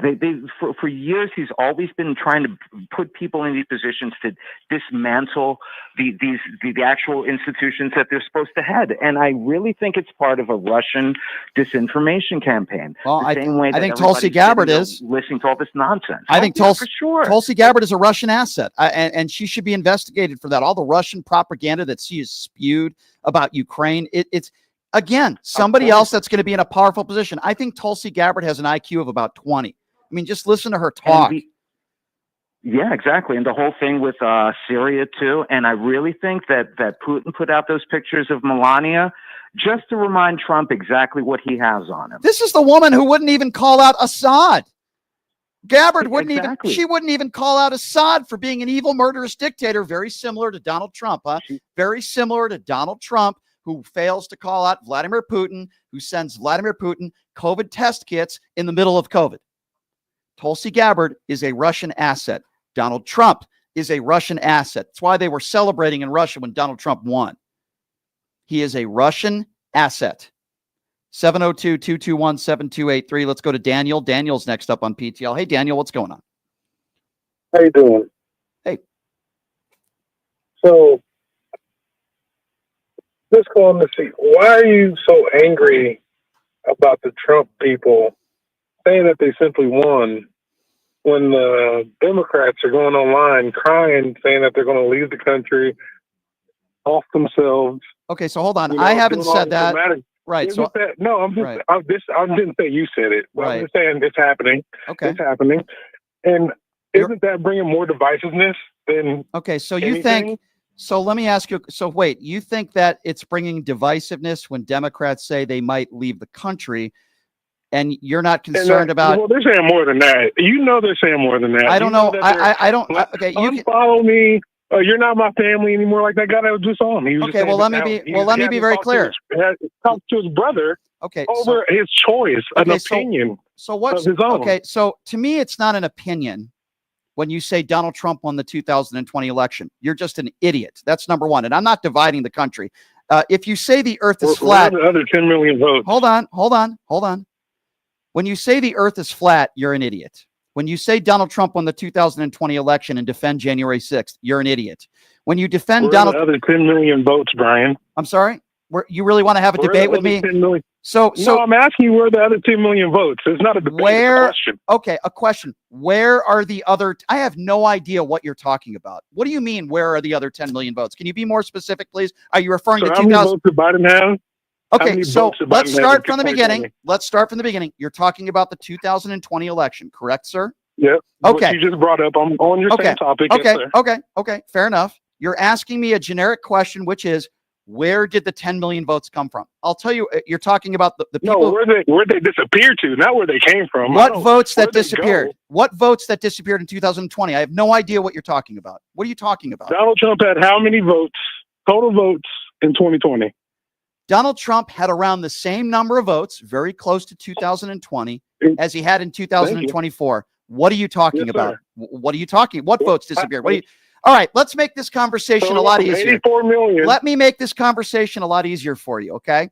Can you please provide me any evidence of widespread voter fraud that could have changed I'm not saying that. Hey, who said anything about voter fraud? I'm asking you a question. You're bringing this up. I'm asking you a question because you see, when people say that the election was stolen, they're insinuating that there was voter fraud. So now I'm asking. That it was stolen. Okay, I'm asking. Okay, I'm asking. If there's no voter fraud, then why would you question the 2020 or no widespread voter fraud? Then why would you even ask that question and think that maybe Trump won in 2020? Can you answer that question for me? I've answered yours. Because as a person from the outside looking in, it's odd that there's 10 million more votes in 2020. So what changed? So in your opinion, even though, okay, so let's go with that. In your opinion, sir, because you think something might be odd, you think that don't assume that I'm a Republican. I'm not assuming. I'm not a person. Did I assume you're a Republican? Did I say that? Did I say that? I think you're assuming. Okay, your tone that's the problem with you. Republican. That's the problem with you. You think something when you have no idea what you're talking about. I didn't say you're a Republican. I have no idea, and quite frankly, in this conversation, I don't care. So please let me finish. Okay. You think that something might have been odd in 2020. Okay. And you ask me, where did 10 million votes go? My response to you is there any evidence of widespread voter fraud that could have changed the outcome? Now, obviously the answer is no, which you failed to answer. Yeah, I never said there was. Since there's no evidence of widespread voter fraud, and Donald Trump had 61 opportunities in courtroom to prove it, which he couldn't. It was a free and fair election, just like in 2024. I haven't said that there's been widespread voter fraud. I accepted the result of a free and fair election. Sir, it's not even worth a conversation. You have the right to ask me a question, but there's no evidence. Now, at the beginning of this call, you said, boy, why are people not talking to each other? Somehow you thought it was dividing the country for Democrats, saying they want to leave the country because they're upset or they're angry. But yet, why don't you? But yet, friends and family. But yet, that's very divisive. Okay, let me be very clear. If you say you voted for Trump, then we're going to fight. Let me be very clear. You don't care about women's rights because you voted for Trump. Okay, none of that is true. Okay, none of that is true. Let's talk about that because you're wrong. Okay, let's talk about that since you're 100% wrong. Because of Donald Trump assigning Supreme Court justices that overturned Roe versus Wade, right now in this country, there are at least 20 states where abortion is illegal. In some of those states, no exception for rape or incest. So please explain to me how that's not true, sir, with what I just said. Go ahead. I don't live in one of those states. Okay, so because you don't live in one, so your opinion is because you don't live in one of those states, it's not affecting women across the country. Do you realize how ridiculous that sounds? Let me be very clear with you, sir. Because of I'm going to spell it out for you. Because of Donald Trump, in almost half the states in this country, a woman is not allowed to have an abortion. And let me be very clear on this as well. Geography should have no bearing over a woman's body. So you just said it's not true. That was your quote. You just said Donald Trump has nothing to do with a woman's right. You just said that on this show, and I just explained to you, because it's factual, not an opinion, in almost half the states in this country, a woman doesn't have the right to choose. So please explain to me again your statement where you just said it's not affecting a woman's rights. Can you please explain that to me, sir? And don't give me the excuse, well, it's not in one of my states. Who said it wasn't affecting a woman's right? You just said that a minute ago. You just said people aren't talking to their family members that are women because the women are claiming that, well, because you voted for Donald Trump, it's affecting my rights. You're wrong. It is affecting their rights. And I just laid it out. Why don't you admit you're wrong? Not everybody that voted for Donald Trump, Brian. Not everybody. So now it's turned to not everybody that has voted for Donald Trump. Let me be very clear. If you voted for Donald Trump is affecting women's rights and health and bodily autonomy over their own body. So yes, in a way, everybody that voted for Donald Trump is affecting, in the future, more a woman's right to choose. It's why when they voted for him in 2016, and it's why they voted for him now. Why are you so complicit and lack self-awareness? So are you saying that everybody that votes for Donald Trump believes that abortion is a big no-no? You can't. Nope. That's a different they can't question. coincide. Are you gonna be quiet and are you gonna let me answer? I keep having to pod you down because you asked me a question and they don't let me answer it. Here's what I am saying, sir. Again, I'm gonna try to be specific and I'm gonna speak slowly for you, okay, sir? There are a lot of different reasons why people voted for Donald Trump. A lot of different reasons, from abortion to the rights of maternity leave, taxing the top 1%, bigotry, hatred, you name it. There's a lot of different reasons, okay? There are people that I know that voted for Donald Trump even though they believe in a woman's right to choose, but it's not that important to them. It's not a top issue for them. So even though they might not be self-aware, with all due respect, sir, you don't seem like you're self-aware, because when I just said in 20 states abortion is illegal, and you said, well, it's not in my state, which is really just a ridiculous response. While they might not in their mind have cared about abortion, they might not in their mind thought that that was an important issue. The reality of the situation is it was the number 2, or at worst, number 3 issue on most people's minds. So just because you go to the voter booth and you're not thinking that, at a minimum, makes you complicit. At a minimum, makes you unaware. At a minimum, makes you not think about all the women in this country that are afraid because they might not have the ability to get an abortion. Why is that so hard for somebody like you to understand, sir? If you could explain that to me, please. When I tell you, you just sat here and said, yeah, they voted for Trump and they also believe this because they prioritize. It's called prioritizing. All right. Well, there are some people. There are some people in country to you. It's not at the top of your list because you don't know what it's like to be pregnant. But let me be very clear on this one, sir. I got a I got a daughter. Okay. Well, you know what? I wonder when you wake up in the morning, and you have the right to a different opinion, but I'm wondering when you wake up in the morning and you look at your daughter in the eye and you look at your wife in the eye and you say, you know what, honey? I decided to vote for a liable sexual abuser. I decided to vote for a man who has, excuse me, I'm asking you a question. And I know you don't want me to, I know somebody like you doesn't want me to ask this question to you because it makes you look like the fool that you are, but I'm going to ask it anyway. Okay, sir? You voted for a man when your daughter says, Daddy, why did you vote for a rapist? Why did you vote for a man who wants to take away a woman's right to choose? I'm wondering what your answer would be to your daughter. Go. Is my daughter, my 12-year-old daughter's going to ask me why. You think this is funny? You think this is pat him down again. You think this is funny? You think it's funny when I talk about a man who is a liable sexual abuser? You think it's funny to take away a woman's right to choose? You think it's funny? It's not funny. So I'm going to ask you the question. I'm going to ask you the question again because you didn't answer it the first time. When you wake up in the morning, and if your daughter asked you, Daddy, why did you vote for a sexual abuser? Daddy, why did you vote for a man that wants to take away my right to choose? I want to know, what is your response to your daughter? Go. So you don't have to fight for a spot against a boy, a man. All right, you're not going to answer my. So now you're going to transgender. By the way, transgenders have absolutely nothing to do with the question that I just asked for you. You fool you. I'm going to ask again because you're a coward and you won't answer my question. The question had nothing to do with transgenders. The question had nothing to do with the color of one's skin, which were your first 2 answers, because you don't want to answer the question, you coward. So many of you people who vote for MAGA, you're a coward. I'm going to ask it one more time, you coward, you. When you wake up in the morning and your daughter says, Daddy, why did you vote for a sexual abuser? Daddy, why did you vote for a guy who wants to take away my right to choose what to do with my body? I want to know what your answer is to your daughter. And by the way, my question has nothing to do with transgenders. My question has nothing to do with the color of skin. I'm giving you one last chance to answer the question, and don't be a coward. Answer the question.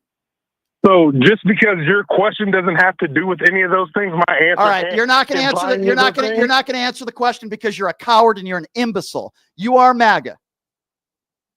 You are MAGA, and you couldn't defend what I just said in the question because you know you can't defend it. I'm going to be honest. I feel really bad for your daughter, and I really feel really bad for your wife because you sound like a true MAGA imbecile. Have a nice day, sir.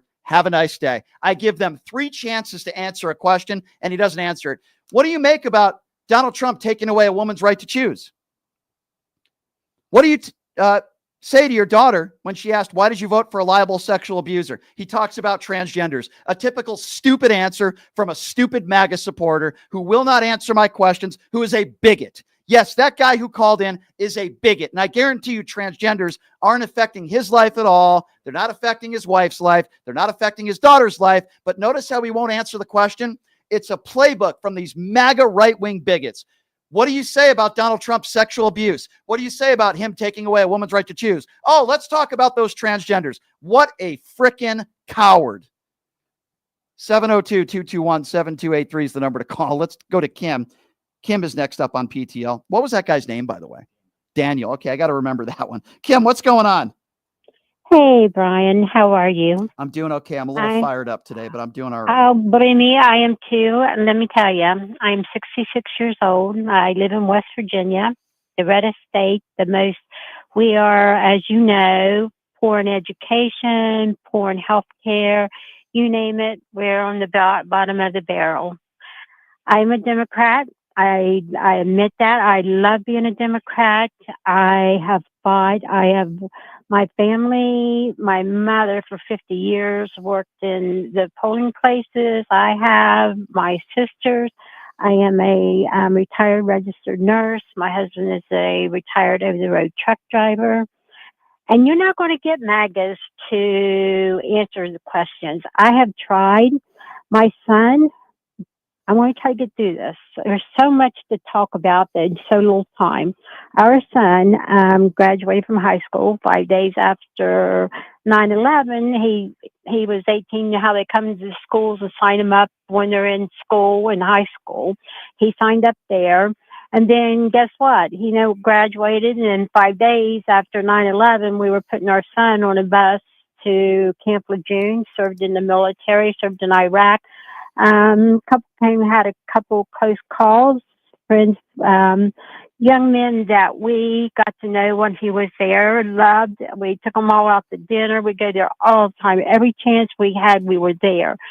Our son moved to South Carolina. He's become very arrogant because he opened up his own business in Lexington, South Carolina, a nutrition business, and then started a landscaping business. And he flipped to red. Mm-hmm. And he said to me, one day, he said to me about abortion. Yep. And there's more to abortion than what people understand. Sure. This is not a child. I mean, it's not, there's women's lives at stake. There's going to be, do you know how many young little girls are going to be raped now and have to carry a baby because it's horrible. It's given to them. So he says to me, so do you believe in abortion, Mom? I said, absolutely I do. Right. I said, it's none of your business or anyone else's business. Right. But his birthday was November 1st. Well, listen, these people are sick. They're sick. I mean, anybody who thinks that if a young girl or any woman for that matter is raped or the victim of incest, that they should be forced to have that baby is a sick human being. And what I was trying to explain to that last imbecile who called in was that Donald, he wants to talk about transgenders, right? Doesn't want to talk about the issue at hand, which is Donald Trump is taking away your daughter's right to choose. You voted for a sexual abuser, a liable sexual abuser. This man has a history. They would research. I have got books after books written by so many people about Trump, how bad. I mean, you know, the allegations of the 13-year-old girl he raped. And then after he raped her in every orifice of her body, when she said, and she was a virgin, and she said to him, what if you just got me pregnant? Trump slapped her in the face, and I have the deposition. And she later, as she got older, when she went to file it, and then she was threatened, and she dropped it. And he got in his wallet, pulled out the money, threw it at her, and said, this ought to take care of it. He gave, Brian, this man was known to give thousands of dollars. Do you know who this woman is? Abortion clinics. Let me see. They call her Jane Doe. Let me go to my.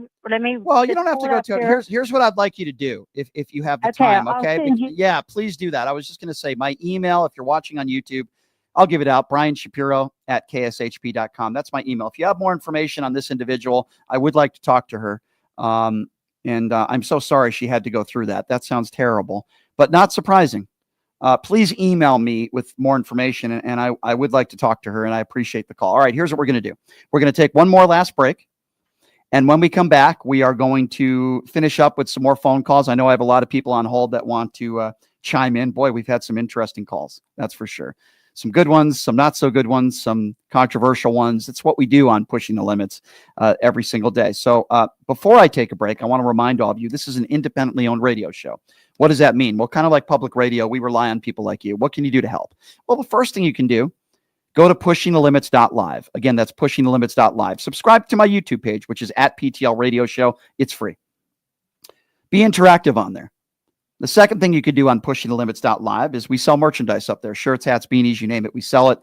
And if you don't want to buy merchandise, go to the front page, pushingthelimits.live, and we also take donations. Doesn't matter what it is, $5, $10, $20 a month, whatever you donate, we appreciate. Pushingthelimits.live. So we're going to take a quick break, and when we come back, we're going to take more of your phone calls on the other side. You're listening to Pushing the Limits right here on KSHP. Hey, everybody, are you struggling to find a pizza place that reminds you of Brooklyn? That true blue New York style pie? Well, worry no more. Stallone's Italian Eatery Pizza is a knockout. We're located at 467 East Silverado Ranch Boulevard, just off of Premium Road, half a mile east of South Point Casino, just minutes from the Las Vegas Strip. Come by and grab a slice of pie. Plus, check out our Brooklyn-inspired Italian cuisine. Our sandwiches are super. Hero, that is. Because why be a sub when you can be a hero? Stallone's Italian Eatery is here to serve you phenomenal food, Vegas. Forget about it.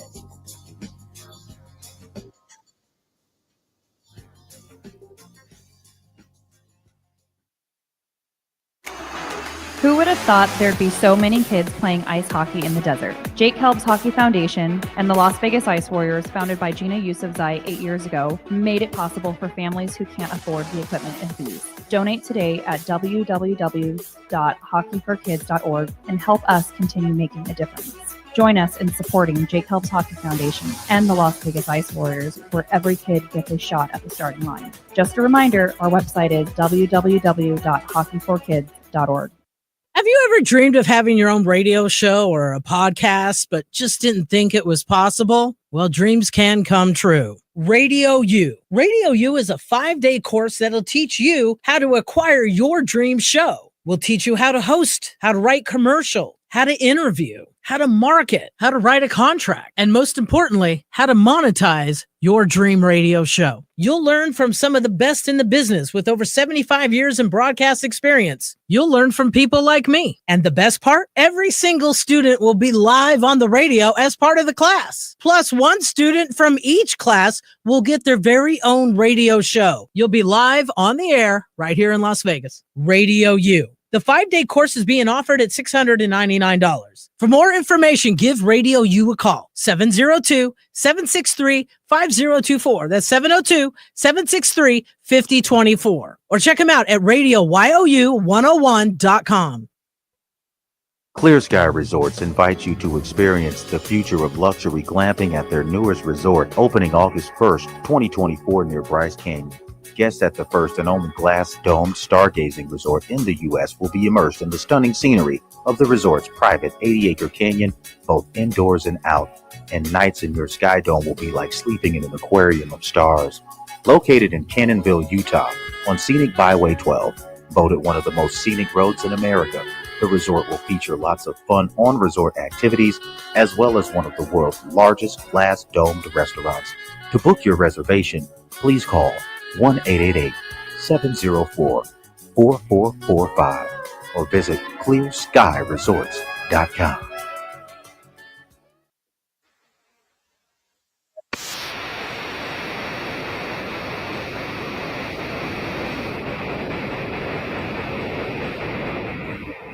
All right, welcome back. It is Pushing the Limits on a Thursday. Tomorrow on the show, from Midas Touch, his very own Ron Filipowski going to be joining us. Another special guest planned for tomorrow as well. So that'll be fun. Stay tuned for that. I am on Blue Sky. It is the new and improved version of X without the hate and bigotry. I'm really amazed on a daily basis with stuff I see on X. People using N-words. I think it's spaces for people using N-words. I mean, I don't even know how this stuff is even allowed. The doxing, lies about people is crazy. So I've already made a conscious effort that, and I'm going to start doing this, where I'm not going to put any personal tweets up. I feel that my people do that. And my own personal tweets, for lack of a better term, are going to be on. I've been doing more personal tweets or responses on X. Quite frankly, it's exhausting. I want all of you to check out the official page of the Pushing the Limits radio show. Of course, I'm talking about Jackson's Bar Grill. I was out there the other day, had a great deal, great day, great atmosphere, a lot of fun. I had some listeners that were out there. And they have some great promotions, including half the fun contest for the next game with $500 slot play on Mondays and Wednesdays for 300 points. You can earn a free bottle of wine. They just have so many great promotions there. Check them out. Jackson's Bar Grill, located in Appleton, Montana. So we've been talking a lot about some of these things. Matt Gaetz, the latest news, Robert F. Kennedy chief here. Boy, if Robert F. Kennedy Jr., Mr. Brainworm, himself is in charge of my health, this country's in a lot of trouble. Let me tell you, ladies and gentlemen. So we've been talking a little bit about that. It's mesmerizing to me. I promised we would get back to our phone calls, so why don't we do that? 702-221-7283. Let's go to Darlene. Darlene is next up on PTO. Hi, Darlene. Hi, Brian. I have a couple of things I'll say real quick. I've told you before, I'm 63 years old. I live in Oklahoma, and I'm going to tell you the honest truth here. When I was in my 20s, I had a man that I lived with, which I blame myself for living with him, but let me tell you something. My boyfriend at the time beat me up every damn day for 4 years. During that 4 years, I had got pregnant, and then I had a miscarriage because ever since I was a teenager, I had endometriosis. Then my stupidity, I got pregnant again, and I said, no. I was thinking, what am I going to do? My boyfriend told me, if you do not abort that baby, I'm going to kill you. So I had that choice, and I thought, well, hold up. I'm going to go to the police department in Dale City, Oklahoma. This was in the early 80s. That's what they told me. I walked in with one of my guy friends, two police there, and they said, I said, will you please help me get away from him? Because he's going to kill me if I don't do this abortion. And they said, I'm sorry, honey, there's nothing we can do about that. And let me tell you, the guy that's with you now, you don't need to be taking him to your house either. Two things. Let me just respond. First of all, I'm so sorry that happened to you. My heart goes out to you. That needs to be a horrible experience. No woman I want to speak to all women and girls. Absolutely. But I want to say two things real quickly. First of all, in the MAGA Republican Party today, they would want you to have that baby. And in the MAGA Republicans today, they would allow that man to buy purchase again. In the MAGA Republican Party today, they don't want red flag laws. They're very little on the book. And they want to force you to have that baby. That's how sick and demented the MAGA Republican Party is today. They want to tell you what to do with your body. And if somebody threatens somebody, even if they're arrested, they have no problem with forcing that or allowing that person to buy a weapon. I mean, it really is insane. So I'm sorry you had to go through that. Makes me so. No, I mean, I'm taking a chance saying this on, on the radio, but I'm a totally honest person. I'm just like Brian. If I had a son, I would want it to be Brian because I'm just like you, Brian. Well, I appreciate and I you love saying you that. for helping everybody out. I love you as well, and it breaks my heart. It breaks my heart to hear you say that. It really does. It breaks my heart to hear that. I'm so sorry. 702-221-7283 is the number to call. 702-221-7283. Let's go to Kathy. Kathy's next on PTL. What's up, Kathy? Hey, Brian. I want to thank you so much for being a semblance of sanity through this nightmare. here that Yeah. we're all going through. I would say 99% of us. I don't know where, like, his followers, why are there more than good people? Yeah. I don't understand it. I don't get either. It. Like, I can't. Yeah, but so I just want to say, like, when the election, I stayed up all night. I thought that Kamala was winning, and then when I realized, like, early morning that it was not going to happen, like, I try to be strong, but I could not get the tears to stop coming out of my eyeballs. And I'm like, I don't want to be a baby about it, and I want to be strong. My father was killed in Vietnam. I was only like a year and a half old, and my mom had to raise myself and my sister 10 months older than me, and she was pregnant with my brother. So, like, my biggest thing right then, like, hit me like a slap on the face. I felt like he and all of our servicemen and women had died in vain because of Donald Trump becoming president again. Mm-hmm. Like, I can't even wrap that around my head. Yeah. Like, it's so destroying. That's I just feel so bad for the there's, country. There's a lot of people in this country that can't wrap it around their head, and they can't seem to No. understand why the majority of people voted for Donald Trump. At all. I'm certainly one of those people, and I try to Yeah, I know. I try to I come love up you. with I try to come up with logical reasons, and I can't come up with one. I can't come up with I'm one. trying to. Yeah. Yeah, I hear you. I Yeah. can't either. So, like, I guess we can all just stick together and support each That's other. all we can. That's all we can do at this do point, right and it's now. why I've joined Blue Sky, and it's why I will continue to do this show stronger than ever, and support people like you. And we could all call in, whether you're a MAGA supporter or not. I'm always going to tell it like it is. I'm always going to tell you what's on my mind. I'm always going to share with you my opinions. I'm always going to share fact from fiction and separate the two, and that's all we can do. 702-221-7283. Let's go to Maureen. Maureen is next up on PTL. Hello, Maureen. Hi, Brian. How are you? Hey, good, thanks. I never thought I would see the day where criminals were running America. It's so upsetting. Matt Gaetz of all people for him to pick, Yeah. and that other Holmes, the way he's speaking to people. You know, if you don't want us to do it, get out of our way. You know, talking to the governors that when they go into different states and they're going to take these poor people and deport them. Yeah. He said, if you don't want to help us, then get the hell out of our way. Yeah, it's bigoted in nature. It's dangerous for the country. It's going to be bad for the economy. We'll have to wait and see how things play out here. But yeah, like you, I'm very concerned about the future.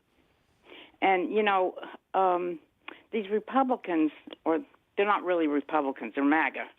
That's a whole different thing. They want to take Social Security away from people who need it the most. And what are we supposed to do? Well, people like Mike Lee and several other Republicans that sadly are in powerful positions want to take your Social Security away.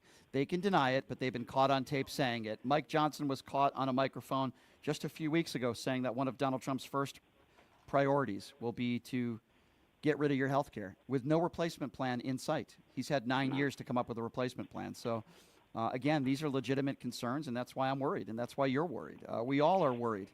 I think if you care about this country, you're worried. How do we stop it? We already went to vote for somebody that's going to help us. How do we stop them from doing this? Number one, I can only speak for myself, and I would say point it out on the air every day. Number two, I would say have conversations with people that voted for Donald Trump, and then when things aren't going their way, it could be their health care taken away, it could be their right to an abortion being taken away, whatever the case may be, remind them who they voted for. And I'm not telling you to badger them. I'm saying remind them. Your vote is the reason why, is part of the reason why this is happening. You lost your job. Maybe your wages went down. Your 401k has been dropping. Whatever the case may be, but make sure to be factual about it, right? We don't want to make things up. The reason why this is happening is because of your vote. You decided to vote for Donald Trump. I think that's the first most important thing you can do. The second thing is do the things in life that make you happy. I've been giving people this advice every day. We're living in very strange times. stressful times, depressing times. I mean, you choose the word you want there. Do the things in life that make you happy. Spend time with your friends, your family, go out to a nice dinner, go catch a movie. Do the things that make you happy, so at least that, you're enjoying life, which unfortunately is very short. Those would be the two things, and the best advice I could give you, my dear, okay? Well, thank you very much. All right. I'll you bet. do it. You bet. You take care. Thank you. Bye-bye. Thank you. 702-221-7283 is the number to call if you want to be a part of the conversation. All right, let's go to Deborah. Deborah is next up on PTL. Hey, Deb, thanks for calling into PTL. What's on your mind? Hello. How are you? I think we just lost Deborah. 702, sorry, Deborah. Try calling back. I think we hung up on you by accident there. My apologies. Please call back. Unintentional. 702-221-7283 is the number to call if we want to be a part of the conversation. All right, let's try Jeff. Jeff is next up on PTL. All right, let's go to Jeff. Number to call, by the way, 702-221-7283. All right, hey, what's up, Jeff? Hey, Brian, what's happening? What's up, man? I wanted to call about the MAGA supporter earlier, talking about that not everybody voted on abortion, that they considered other issues and prioritized things.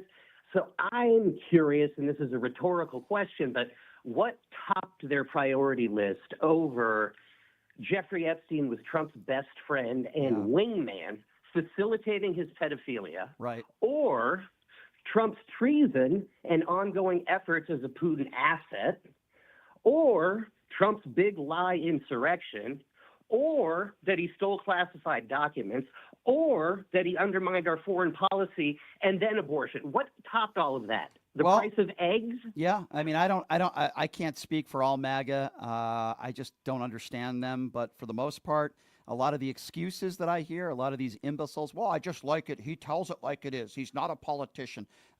He's going to do this for me. He's going to do that for me.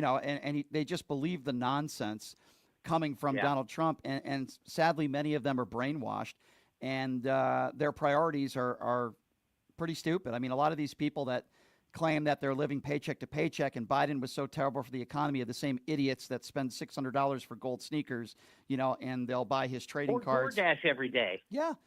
I mean, he's so tough on China, yet he sells Bibles that are made in China for $3 and he sells them in this country for $60. So again, it goes back to what I always say. A lot of these people are very stupid people. And then they say, oh, Brian, that's why you guys lost. That's why you guys lost, because you keep insulting us. Okay, well, I'm going to keep on doing that. Many of you in Donald Trump's base are stupid. Can I follow up on that? Sure. They keep like spiking the football, like, oh, love drinking the liberal tears. It's like, we're sorry, idiots, that you don't recognize what you have just been a part of and done, and we're all about to feel it. So don't get it twisted. We're not feeling sorry for ourselves. We're feeling sorry for all of us, because at our moment in history, when we had a chance, like the greatest generation, to stand up to fascism, we took a giant dump for a carnival barker. Yeah, no, you're right. You're right, my friend. And it is a carnival. Unfortunately, the prize that we are going to win is our country going down the tubes, man. But you're right. I don't disagree with you, my friend. 702-221-7283 is the number to call. Let's go to Robin. Robin is next up on PTL. Hi, Robin. Hi. This is my first time tuning into your show, and I got to say it's really interesting. Oh, well, thank you. I hope interesting in a good way. Yes, it is. Okay. Absolutely. Well, I appreciate that. Thanks for calling in, Robin. Where are you calling from? I'm calling from Pittsburgh. I might be in that area, believe it or not, next week. Oh, really? Yeah, I might be taking a trip to catch a Penguins game and take a vacation. But anyway, that's here nor there. What's on your mind today, Robin? Thanks for calling in. What's on your mind? I'm really angry about this whole thing. I mean, I feel like my rights were less important than the cost of gas and eggs. Yep. And there's a part of the abortion scenario that so many people do not realize. There's just, it's a medical procedure. It's not always an unwanted pregnancy. Right. There are women who are dying because they have a miscarriage. So, Robin. And doctors won't treat them because they're afraid of going to prison. Robin, you're exactly right with what you're saying. Here's the problem. Many of these lawmakers and idiots, that's what I call them, idiots that want control over your body, are the same people that are middle-aged men that don't know what it's like to be pregnant. They don't understand a woman's body, and if you don't believe me, then ask their wives. Trust me, I'm sure they don't. And they want to tell you what to do with your body. And these are the same idiot hypocrites that don't want government involvement in anything except if it comes to a woman's body. And then there are despicable people on social media and college campuses, people across the country that are yelling at women and harassing women saying, "Your body, my choice." These are despicable people. These are the same people who voted for Donald Trump. Make no mistake about it. The white supremacists, the bigots, the racists, they're not voting for Democrats. They're voting for Donald Trump. And they're very hateful and revengeful. And it's a horrible time in our country right now. It really is. But we got to keep the fight going, Robin. Please call back again. It's so nice to hear from you. I appreciate your call. And we just got to keep fighting. We got to keep going on and living our lives and keep fighting. Let's go to Cyrus. Cyrus is next up on PTL. Hello, Cyrus. Hey, so I was just wanting to know your take. So you believe that there's no double standards against people of European descent, white people, right? Double standards as far as what? I don't know. You talked about it several days ago about hiring and things like that, and many other topics. So, for an example, if Clark County they want to establish a neighborhood called Filipino Town, should they be able to establish a neighborhood that says European Town, like a neighborhood designated in Las Vegas for European Americans? Wouldn't care at all. Wouldn't care at all. Don't think that's bad. Wouldn't care at all. There's Chinatown. There are certain towns with certain people from certain descents. I don't see anything wrong with that at all. Do you? Well, no. I mean, are there? You want to know your take? Are there neighborhoods in Las Vegas that have 80% plus white people in it? I'll be honest with you. I try to be accurate on this show. I'm not sure. What I do know is that, of course, on Spring Mountain we have Chinatown. I have no problem with people being proud of where they come from and having districts or cities. I don't have any problem with that at all. Because to me, that has nothing to do with politics. It has nothing to do with, divisiveness, and it has everything to do with just be proud of who you are. And if you want to have a bunch of restaurants and bars, whatever the case may be, I think that's culture. And I think Vegas actually needs more of that. So I would actually endorse that. I think if there's one thing Vegas is missing, it's culture. So I think I would totally be okay with that. If you don't mind me asking, why do you ask that question? No, I mean, I was just curious. I just wanted to know, what you thought about, double standards and things like that. I mean, I don't know what you mean by that, though. Help me understand. I don't know what have I ever given out a double standard on this show, with my opinions? Help me understand. No, you haven't. Oh, I got you. Okay. What double standard? Right. What are you trying to fight against? I got a double standard for you. I got a double standard for you, my man. And I'm not saying you think this way because you sound like a reasonable guy. But here's a double standard. During COVID, they said MAGA Republicans, my body, my choice when it came to COVID. And I said, okay, fine. I don't think the vaccine should be mandated. Then all of a sudden, when it comes to abortion, it's not their body, their choice. You want to talk about a double standard? There you go. Well, I think it's not the laws that I'm concerned about. It's about, I think that we should encourage people to have a lifestyle that reduces the need of abortion, just like everything else. Right, but that's not your decision, though. It's the decision. It should be right. You understand what I'm saying? Listen, here's the way I put it. Right, if Ben Shapiro, no relation, thank God, wants to have 100 kids. It's not something that I would encourage him to do, but it's not something I would tell him not to do either, because you know why? It's a decision between him and his wife. I feel the same way about abortion. I'm not going to tell a woman what to do with her body. That's your life. That's your business. I've been very consistent on that. Does that make sense? Yes, it does. Well, actually, Las Vegas, to answer the question, I could be wrong. It does have really white neighborhoods. That's so usually the guard-gated neighborhoods on the outskirts. Well, that might not be intentional. That might not be intentional, but I'll tell you this: if what Donald Trump did back in the day, he didn't want black people living in his properties. If that happened here, I would call them out because that's discrimination, and you can't do that. As far as white neighborhoods go, I can't really speak to that. My understanding in Vegas is doesn't matter what the color of your skin is, you should be allowed to live anywhere you want to live. But I appreciate the call, sir. I really do. All right, so here's what we're going to do, folks. Tomorrow on the program, Ron Filipowski from Midas Touch is going to be joining us. We got JoJo. that's going to be joining us on the show next week. We got Anthony Scaramucci, Congressman Seth Moulton. That's scheduled, and some more very special guests. Please also join me on Blue Sky. It's not the cesspool of X. And it's at PTL Radio Show. That's my same handle, which is on YouTube. Subscribe to my YouTube page at PTL Radio Show. We want engagement. We want thumbs up. We want more comments. The more engagement, the better it is for us. Subscribe to my YouTube page at PTL Radio Show. Check out my website, pushingthelimits.live. I love all the callers, even people that we disagree with. I appreciate all of our listeners out there. And we're going to continue to keep building this show, and the fastest growing show, not just in the Valley, but throughout the country. And we appreciate you being a part of it. We will join you tomorrow. Same time, same place. Have a great day, everybody.